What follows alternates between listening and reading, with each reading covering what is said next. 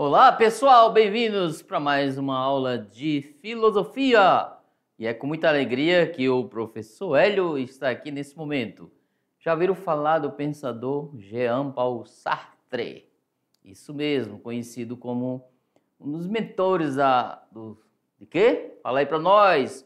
Relembrando o nosso contexto das duas aulas anteriores. Existencialismo, galera, é isso mesmo. Vocês já estão afinados. O que significa existencialismo? E aí, o que significa?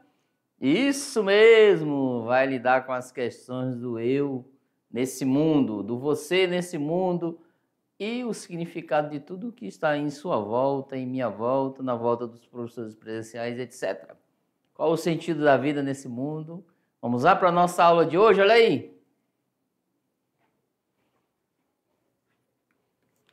Olha só. Heidegger e Sartre, eu mencionei apenas esse, que também é dos mentores, mas os dois são ótimos, tá? Heidegger e a fenomenologia. Gente, isso aqui é interessante estudar ó, na filosofia. Sartre, a incerteza, a angústia e a responsabilidade. Isso aqui também é importante, tá? Olha só os pontos fundamentais para você estudar. E além, olha aí, galera. Além de que, professor? Dessas aulas. Porque aqui a gente coloca só um apontamento, uma orientação para vocês seguirem. Sabe por quê, galera? Protagonismo. Vocês aplicando as ações e também alinhado o quê? Ao projeto de vida. Vamos lá. Eu me chamo Martin Heidegger. E esse fala, eu me chamo Jean-Paul Sartre. E vocês aí, galera? Como vocês se chamam? João, olha que legal. Maria, Paulo, Patrícia, olha, vai falando o nome aí. Como você se chama? E vocês, professores presenciais, qual o nome de vocês? Olha lá, os pensadores já se apresentaram, agora somos nós. E o professor Hélio já se apresentou aqui. Então, vamos lá. Qual o nome de vocês? Isso. Agora nós vamos caminhar na linha de pensamento de cada um. É claro que existem outras linhas de pensamento que esses pensadores analisaram. A gente vai entrar em uma delas, tá? Vamos dizer assim. Como falei para vocês, podem ir além, ok? Então, vamos lá, olha aí. Lá no século XX, nós falamos isso. O cenário de duas guerras, né, procurou novos caminhos para pensar a humanidade. Nós falamos lá na duas aulas anteriores. Um deles desembocou na corrente denominada existencialismo, ó, desenvolvida a partir do enfoque na vida humana, herdada no século XIX. Então tá aí. Foi-se saindo a questão do racionalismo, e agora entrou o existencialismo. Opa, aqui, ó. A existência. O método utilizado pela corrente que nós estamos abordando, ó, existencialismo, é o quê? Fenomenologia. O que é isso? Forma de analisar a realidade com base nas percepções de cada indivíduo. Olha aí. Exemplo, eu vou dar, mas não vou trazer um exemplo humano, tá? Vem aqui comigo. Vou dar um exemplo aqui bem interessante. Exemplo, o violão. Olha eu falando de novo do violão. O professor Hélio não é músico, mas tem professores aqui, no contexto de artes, que tem isso. O violão, olha só, na questão fenomenologia, a realidade nas percepções de cada indivíduo. Um violão, assim, ele sozinho, o que ele causa? O que o violão, análise fenomenológica, o que o violão causa na nossa vida? Qual o som que sai ali? Isso pensando, sabe por quê, galera? Vocês enxergam um violão ou outro instrumento ali parado. Ele, a princípio, não, você olhar tal, não, até quem não entende de música olha, é um instrumento qualquer. Mas quem entende de música, principalmente, já vai além o fenômeno que aquele violão causa nele. na sociedade. O som que ele sai, o que ele vai causar. Então, isso também são questões da fenomenologia, tá? Ou seja, as percepções que ela é causada. Isso tanto no indivíduo, em todas as coisas da vida. Tem gente que esses fatos fenomenológicos de causa na vida da pessoa, às vezes pelo um quadro de arte, pelo um veículo, pela uma moto, etc. Pela uma pessoa até. Voltando lá, olha aí. Então, assim, ó, Edmund Husserl, ele foi, olha só, como esse também foi matemático e filósofo, né, austríaco, criou esse método com o objetivo de procurar desvendar a essência das coisas e dos seres. Vamos trazer o exemplo do mesmo violão. Qual é a essência do violão? Entre causa e efeito. Porque eu já, inclusive o professor Hélio já teve um violão e ficou guardado lá, não tinha nenhuma. Eu pensava, eu imaginava que ele dá um som. Ele traz algo que o Platão vai dizer que a música, ela mexe com a alma, ela toca a alma. A música é boa, tá? Mas assim, eu pensava, o meu olhar fenomenológico. Mas eu não tinha prática, não sabia como fazê-lo, achar a essência do violão. Então, aquele que toca que vai achar, tá bom? E na mediação tem ótimos professores que têm essa artifícios, né? Essa forma de fazer com que o violão imita a sua essência. Voltando lá, olha aí. Então, assim, o objeto de estudo da fenomenologia, né, um fenômeno, tá aqui, a aparição das coisas, a consciência e a ideia imediata de que concebemos sobre algo. Com base na análise dos fenômenos, da consciência, podemos chegar às essências, aquilo que permanece inalterado, que são as coisas em si mesmas. Confundiu aí? Agora, a questão do Heidegger, tá? Ele também traz um pouco dessa fenomenologia, ou seja, ele foi um filósofo alemão, tá? Foi aluno de Husserl, olha só. Foi aluno desse carinha aqui, ó.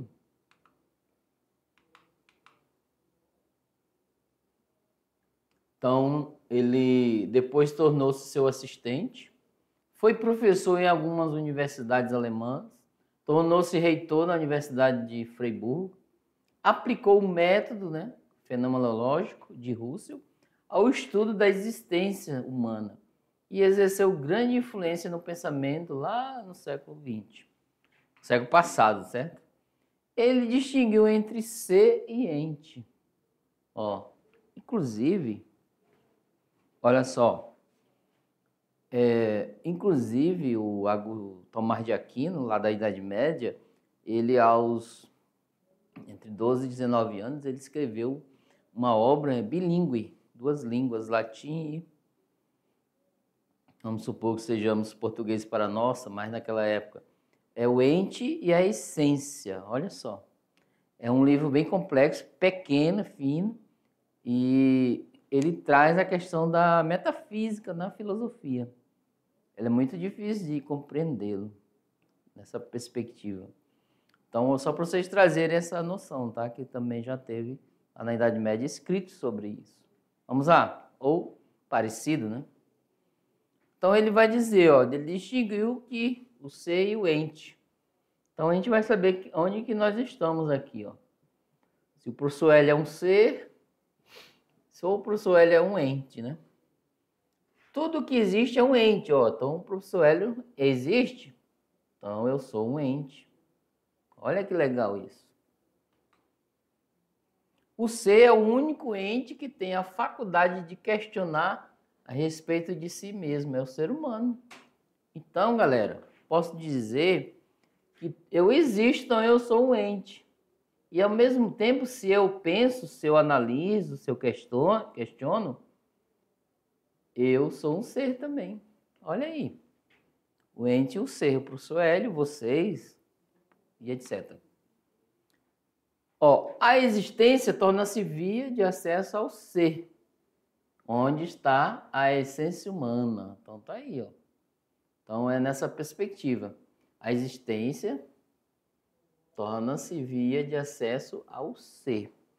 Então, é nessa perspectiva aqui, ó. Eu, enquanto objeto, etc., eu sou um ente, que é tudo que é ser. Eu sou um ser porque eu penso. Então, assim, a existência, o professor Hélio que existe, ele é uma via de acesso ao ser, à inteligência. Olha que legal. Então, se eu não... por exemplo, um lápis. Esse aqui é o quê? Um ente. Ele tem o ser? Porque o ser, como o Heidegger falou, é a questão da inteligência, do tornar-se. E enquanto ente, para ele ser também, ele teria que ter o quê? Essa via de acesso, a existência dele é a via de acesso, né, na vida humana. Então, o professor Hélio, seres humanos, nós, vocês aí, inclusive vocês das comunidades tradicionais, dos indígenas, dos quilombolas, ribeirinhos, olha só. Então, vocês são o ente e existe o ser, que tem a via de acesso para compreender as coisas do mundo. Em uma dessas vias, a escola. Então, vocês vão... isso é comum aquilo que existe, ou seja, vocês vão construir a essência da vida de vocês. E o terceiro ano é um momento, tá? Olha só. Nas nossas vidas tem vários momentos de transição. Podemos chamar que é um ritual de passagem. Né? Por exemplo, vocês passaram lá do pré-escolar de criança e foram para o primeiro ano.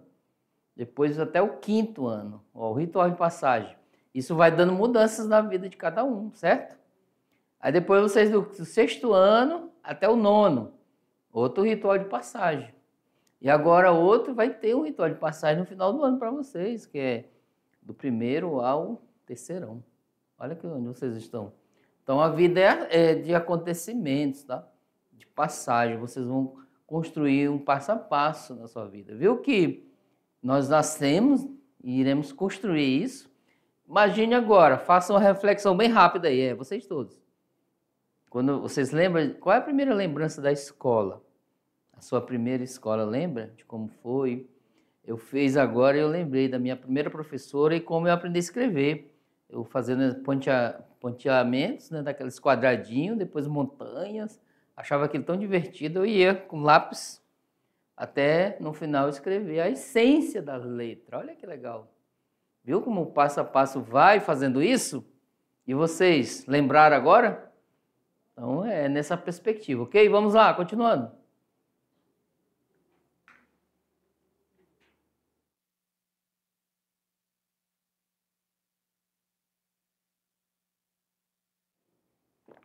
Então olha só, a essência humana que ele buscava se relaciona com uma consciência de si e denota o quê? O caráter subjetivo da reflexão realizada por esse filósofo.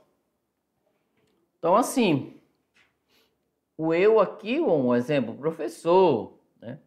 A essência dele está relacionada o quê? Com a consciência. Então, tá aqui. Eu sou o ente e o ser vai construindo. E o Heidegger denominou o ser humano com a expressão de Dasein, que pode ser traduzida por ser aí. Em alemão ele vai dizer o Dasein, né? O Dasein.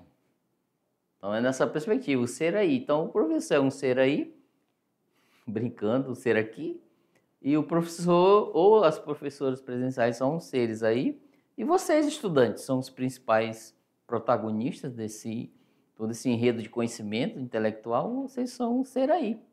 Para o pensamento de quem? De Heidegger. Olha que legal, galera. Então, essa é a expressão que ele utilizou. Então, vamos entender mais um pouco sobre isso? Vamos lá.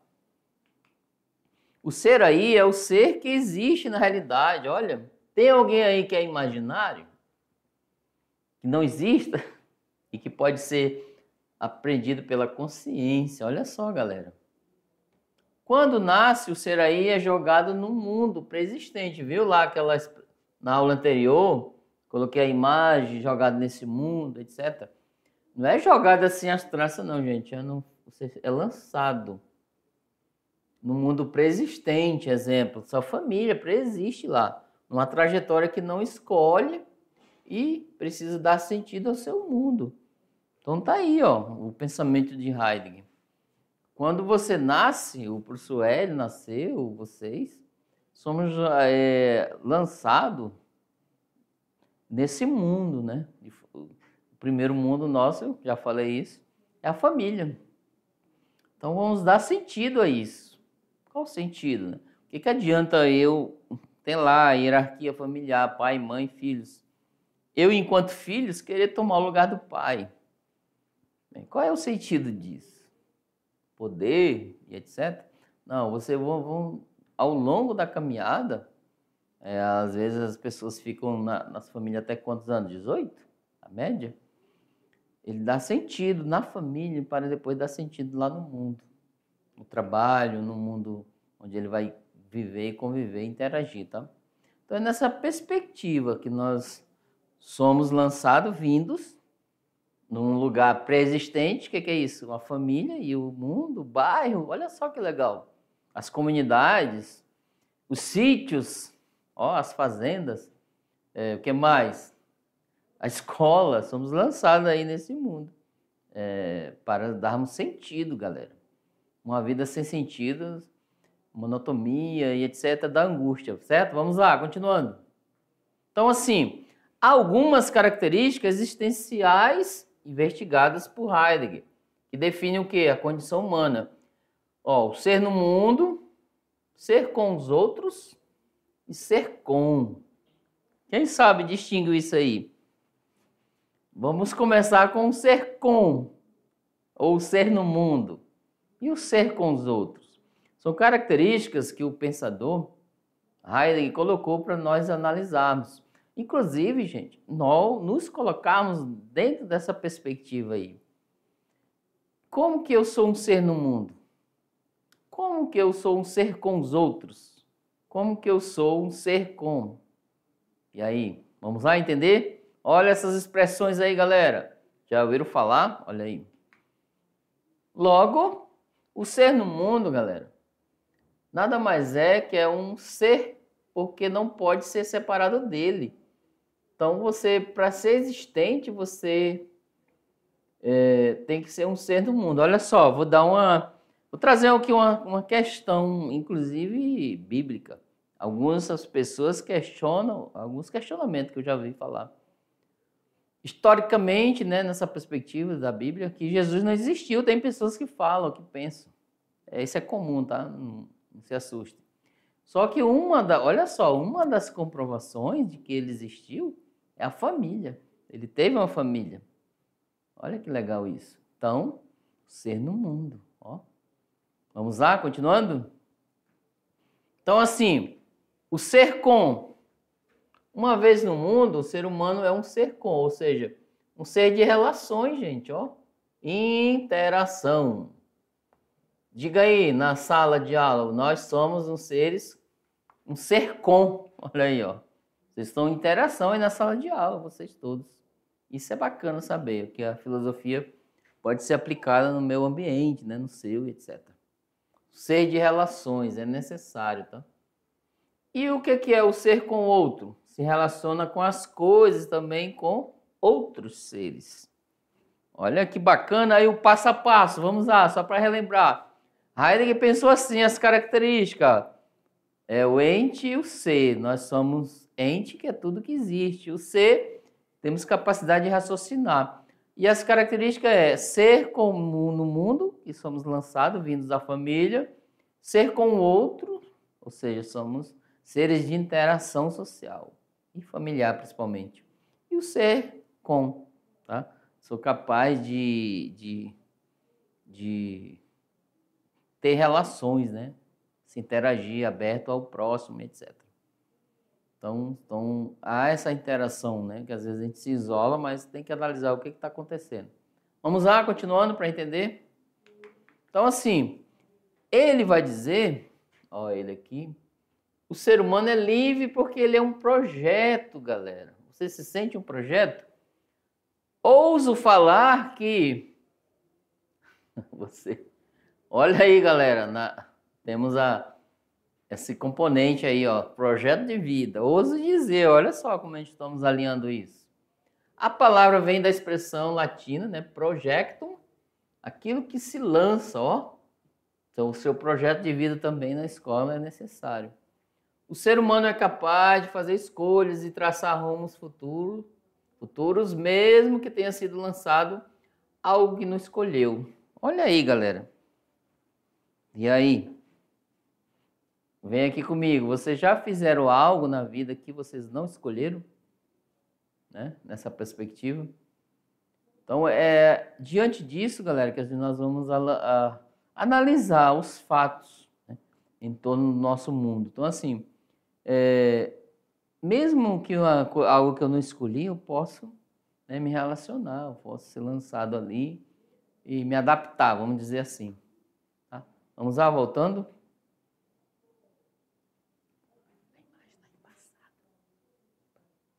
A imagem está embaçada. Então, assim, para ele, a essência do homem é justamente essa indeterminação. Então, a gente não temos uma determinação, algo já pronto. Olha que interessante. É necessário construir, né, nessa perspectiva de ação, né, de mundo para a gente analisar. De outra maneira, ó, o fundamento da liberdade humana é essa consciência de mundo, por meio da qual o ser humano é capaz de quê? De julgar os atos e escolher entre as opções de que dispõe, tá bom? Então, assim, outra característica do ser humano é que ele vive a dimensão da temporalidade e descobre-se como um ser para a morte, né? Nessa perspectiva. O que nos faz humanos é saber que um dia morreremos. E pensar na morte, galera, é complicado. Nossa. É difícil para nós, tá? Ninguém quer pensar nisso.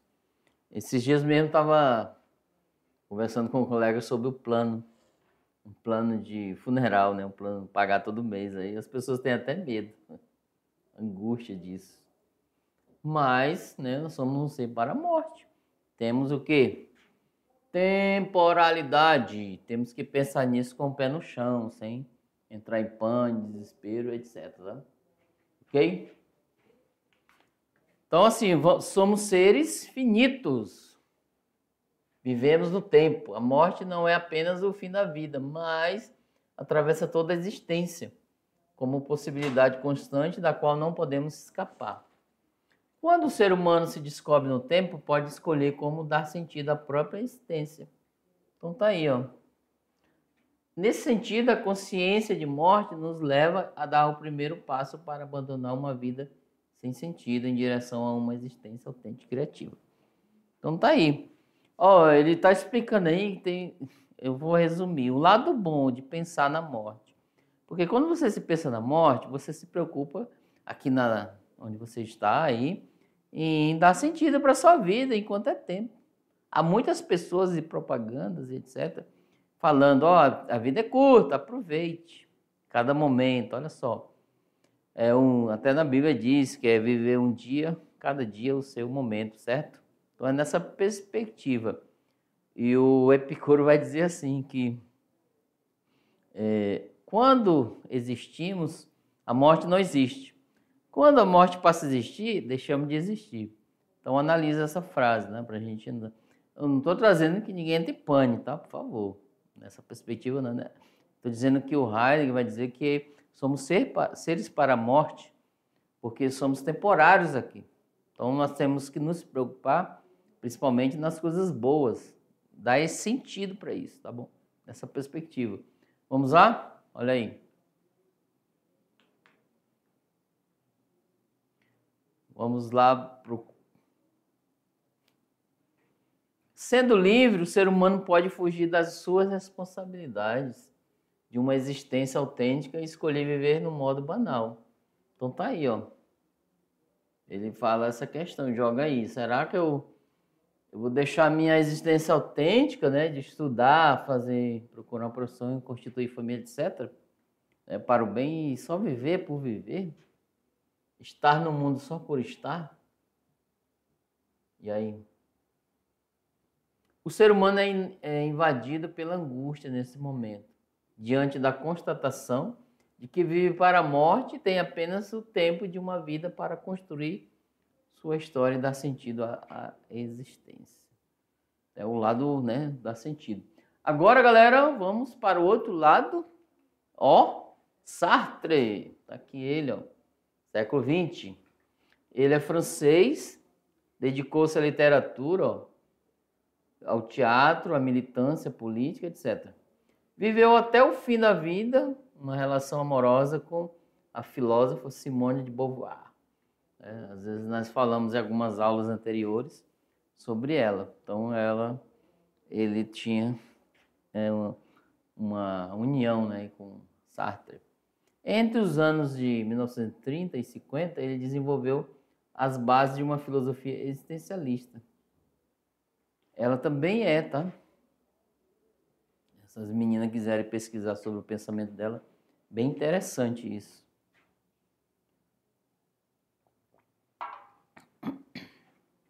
A gratuidade da existência, para Aristóteles, a essência existe antes mesmo de se existir. Ao longo da vida, a essência vai se realizando como ação, tá? Viu que eu falei anteriormente, né, que essa base de pensamento tinha um pouco da influência de Aristóteles. Pense em uma semente, olha só.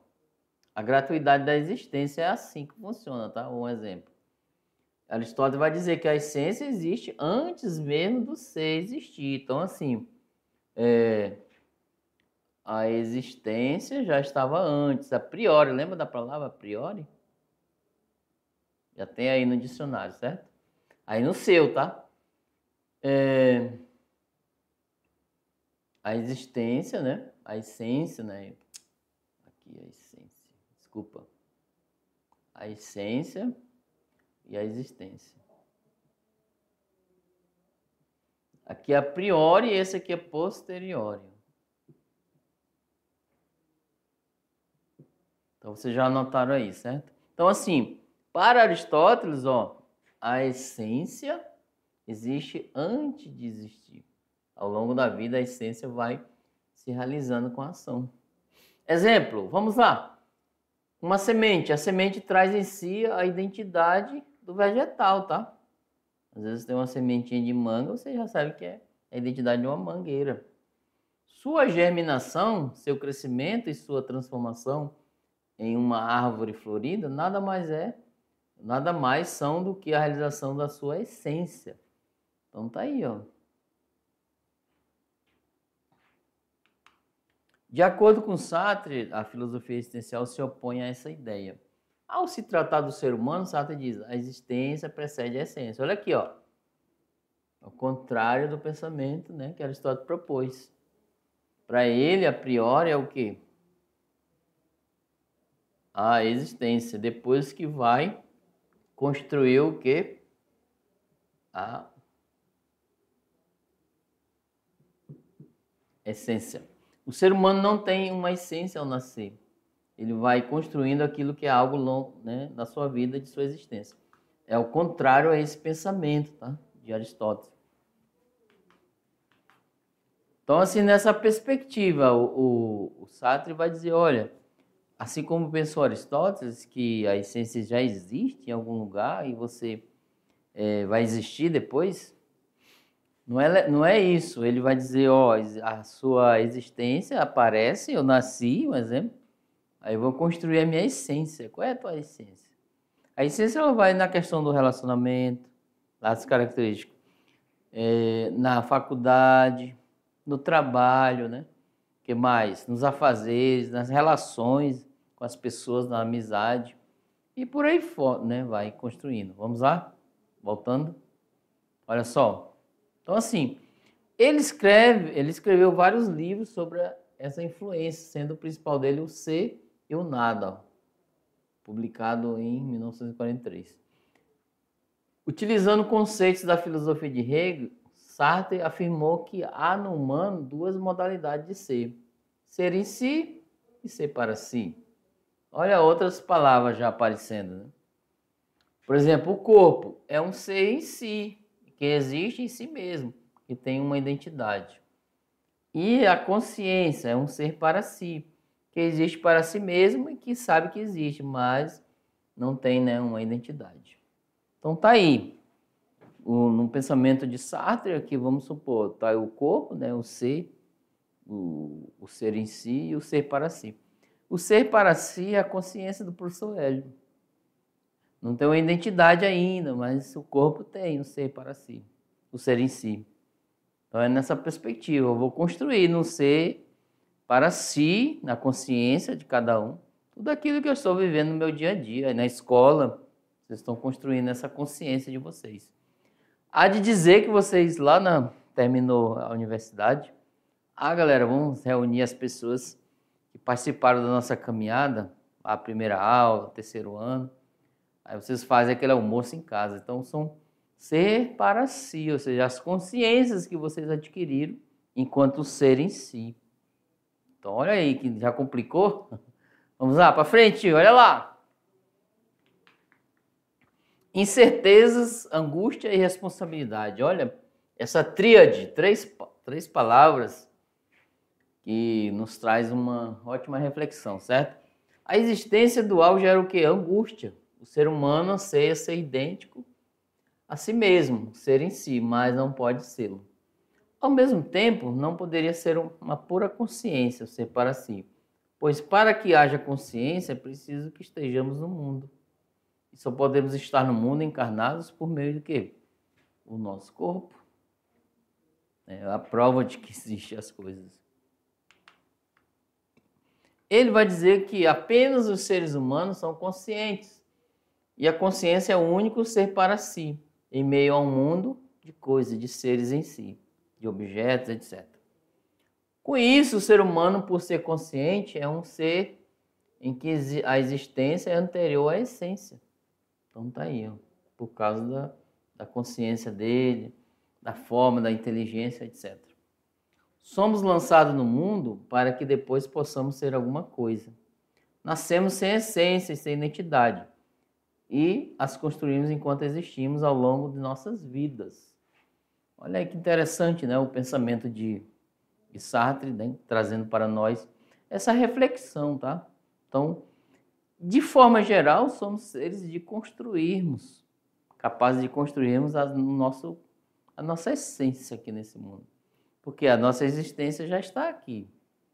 E você vai construir a essência. E qual essência vocês já estão preparando aí para vocês lá no futuro? Até imagino, tá? Porque alguns relatos, né, tem pessoas que pensam e já constituem uma profissão na faculdade, outros já, minha profissão vai ser cuidar aqui da comunidade, da fazenda, do sítio dos meus pais, etc. Vou fazer criações, vou criar. Isso é comum acontecer, isso vai constituir a sua essência, né? Vamos lá para entender mais, olha aí. Então, assim, ele diz que a condição humana é marcada por três realidades, muito próximas daquelas que identificadas por Heidegger. É o ser no mundo, né? O ser com os outros, e o ser para a morte. Isso aqui muito parecido, né, daquilo que o Heidegger falou. A condição humana determina que o ser humano construa sempre a sua identidade. Então, sempre estamos construindo. O humano não é propriamente um ser, mas um vir a ser, ó. Aquele que sempre, né, à medida que ele é sempre um projeto. Olha só, eu ouso falar, vem aqui comigo, eu ouso falar que no componente que vocês têm, né, do projeto de vida, vocês é um projeto, um vir a ser, galera. Ó. Por isso que o projeto de vida está aí para dar esse apoio, tá? De outra maneira, em sua relação com os outros, o ser humano também recebe o quê? Uma identidade. Olha aí, professor, exemplo, é reconhecido pelos seus alunos como professor ou professora. Tá? Essa identidade é falsa, Rita, pois ela não define por completo. Além de professor, ele é pai ou mãe, é esposa, marido, é amigo, é irmão, etc. Como vivemos sempre a falta de identidade, ficamos animados quando os outros nos atribuem uma identidade de reconhecimento, tá? Olha só, E aí, esse exemplo que ele vai dizer. Às vezes, quem é você? Uma pergunta de Platão e Sócrates. Quem é você? Quem sou eu? É difícil até de responder, mas é necessário me perguntar. O professor ou professor é reconhecido como professor, mas além disso ele tem outras afazeres, tá? Como eu falei para vocês, é pai, mãe, esposa e etc. Vamos lá, continuando? Então, nessa perspectiva, a aceitação de uma identidade imposta por outro limita as possibilidades do indivíduo, fere sua liberdade. Ó. Por exemplo, doutor, mas a pessoa não tem doutorado, ou filósofo. Sartre chama essa situação de má fé, pois a pessoa que vive assim está mentindo para si mesma. Vive na má fé é viver uma existência inautêntica. Uma existência autêntica é a recusa da má fé. Está fundamentada na liberdade, né, na capacidade de fazer escolhas. O ser humano está condenado a ser livre. Olha a expressão que falamos. Pois a única escolha que ele não pode fazer é de não ser livre. O ser humano é livre porque sua existência é gratuita, contingente, que é temporária e não tem finalidade definida, tá? Cada situação que vivemos nos coloca algumas possibilidades e temos sempre que escolher entre elas. Olha aí, galera. Toda escolha tem suas consequências, pelas quais somos responsáveis. A liberdade gera em nós uma angústia, a de ter que decidir. Quem não já deparou aí, né, diante de uma decisão muito difícil? E as difíceis, como eu falei, são as mais importantes. E eu agradeço a vocês por ter ficado aqui nessa aula maravilhosa sobre existencialismo. E não saia daí não, daqui a pouco a gente volta. Tchau, tchau.